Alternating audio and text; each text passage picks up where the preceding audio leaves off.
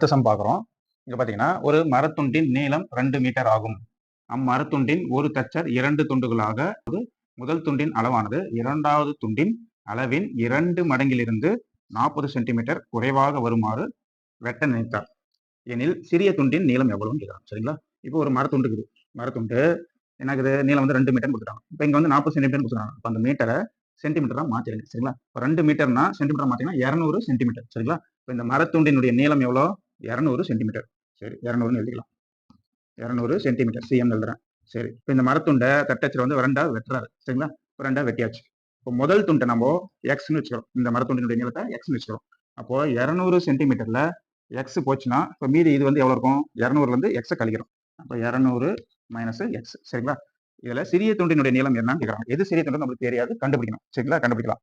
இப்போ அவங்க கொடுத்துங்கிறது பாருங்க. அதாவது மரத்துண்டை ரெண்டா வெட்டிட்டாரு தட்டச்சர். 2 துண்டுகளாக, அதாவது முதல் துண்டின் அளவானது, முதல் துண்டு என்னது? இந்த துண்டு, இந்த மரத்துண்டு வந்து எக்ஸ். முதல் துண்டின் அளவானது எக்ஸ் ஈக்குவல் டு அப்படின்னு எழுதிங்க. இரண்டாவது துண்டின் அளவின் 2 மடங்கிலிருந்து, இரண்டாவது துண்டு என்னது? 200 மைனஸ் எக்ஸ். இதுல 2 மடங்கு. அப்போ 2 இன்ட்டு 200 மைனஸ் எக்ஸ். சரிங்களா? இரண்டாவது துண்டின் 2 மடங்கிலிருந்து ஓகே 40 சென்டிமீட்டர் குறைவாக வருமாறு வெட்ட நினைத்தார்.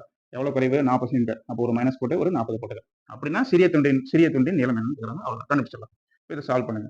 இப்போ இந்த 2 உள்ள பெருக்கிறீங்க. 2 இன்ட்டு 200 என்ன வரும்? 400 மைனஸ் 2 இன்ட்டு எக்ஸ் என்ன வரும்? 2 எக்ஸ். இங்க என்ன இருக்குது? மைனஸ் 40.